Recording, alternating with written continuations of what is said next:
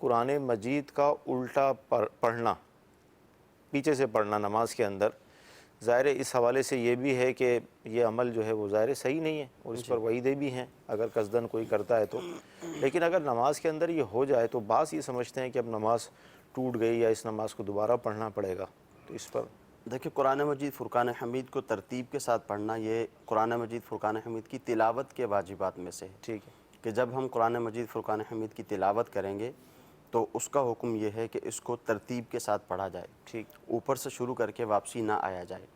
یہ جو لازم ہے یہ تلاوت میں لازم ہے. صحیح، اب جب نماز کی ادائیگی کریں گے تو اس میں بھی ضروری یہی ہے کہ یہی طریقہ کار اختیار کیا جائے. صحیح، ہاں، اگر کسی نے پہلی رکعت میں بعد والی صورت پڑھ لی اور دوسری رکعت میں پہلے والی صورت پڑھ لی صحیح، تو ایسی صورت میں اگرچہ اس نے قرآن مجید فرقان حمید کو الٹا پڑھا، مگر چونکہ یہ نماز کے واجبات میں سے نہیں ہے، صحیح، یہ تلاوت کے واجبات میں سے ہے، جان بوجھ کر ایسا کرے گا تو گناہ گار بھی ہوگا صحیح، مگر نماز ہو جائے گی، سجدہ صحیح، صاحب بھی لازم نہیں ہوگا اور نماز بھی ہو جائے گی. ٹھیک. ہمارے مدنی منع جو قرآن پڑھنا سیکھتے ہیں، مدنی قاعدہ انہوں نے ختم کیا تو اس کے بعد جو ہے وہ عامہ پارہ شروع ہوتا ہے ان کا تاکہ وہ قرآن سے انسیت لیکن وہ اس کے اندر ترتیب الگ ہوتی ہے یاد کرنے میں. یاد کرنے دیکھیں میں یا وہ شروع میں ہی الحمد وہ ایسا ہوتا ہے کہ وہ تلاوت کی صورت نہیں ہوتی. صحیح ہے، وہ تلاوت کی صورت یہ ہے کہ آپ قرآن مجید فرقان حمید پڑھنے کے لیے بیٹھے، صحیح ہے، اب آپ نے اس کو الٹا پڑھنا شروع کر دیا. صحیح،